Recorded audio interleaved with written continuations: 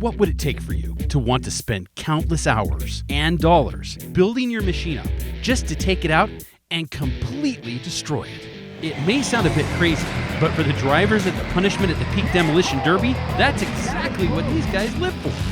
But for event organizer and veteran derby driver Del McQuitty, getting others involved with the sport, especially those first-timers, brings on a whole new meaning. The film you've got today will show why I do this. These are my people. The adrenaline on the drivers, the smiles on the kids' faces, everybody having fun in the stands. This is why I do it. I love Demolition Derby.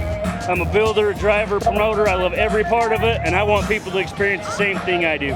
And while experiencing the Derby from Del's perspective may be exhilarating, he explains that for him, getting started in the sport was nothing short of trial by fire. It all started when his brother-in-law invited him to participate in building a Derby car. I say, all right, let's build a car. Don't know anything about the rules, how to build them, nothing else. He was supposed to drive. Come Derby day, he was nowhere to be found. So I ended up driving the car, got my butt caved in. It was that feeling of defeat that was the fuel that drove Del to master the sport from the inside out. I was determined at that point in time never to get beat like that again, ever.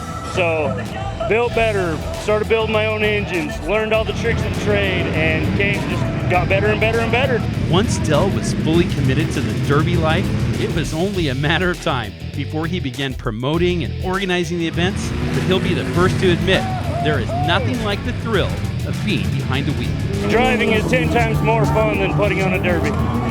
10 times more fun, but I don't know what's more rewarding.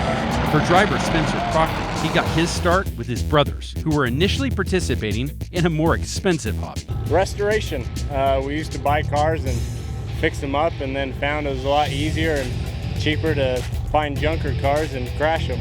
Spencer advises, however, that building a Derby car, it's no cheap sport either. The Derby's evolved quite a bit. It used to be just knock out the windows, chain the doors, go crash, but the sport's evolved, so now you're putting Chevy motors in Ford cars and motor swaps, body swaps, rear end swaps. Despite all the hard work and labor that goes into the builds, all of the drivers explain that they do it for the fans, the families, and anyone else they can get interested in the sport. My kids love it. They can't wait till they're old enough to start building and driving, so it's one of those things. I welcome any newcomer to come to the sport because it's fun. It's a good hobby. It's not super hard. In the stock class, it's a good fun experience, and everyone should experience it once. I got my immediate family here, mom and dad, siblings, and my kids, but I probably got 25 family members up in the stands that all live here locally. My son will be driving his first Derby car next year. My wife, she's my pit gate lady, does my timing, she's a huge help. It's a huge family event. So, if you're ready to put your foot on the pedal, grab the wheel, and try out this sport, you need to keep your eye out for a great Derby event like the Punishment at the Peak. It's hosted each year at the Deseret Peak Complex in Tooele Valley. I'll be looking for you along the way. For At Your Leisure, I'm Joe Davis.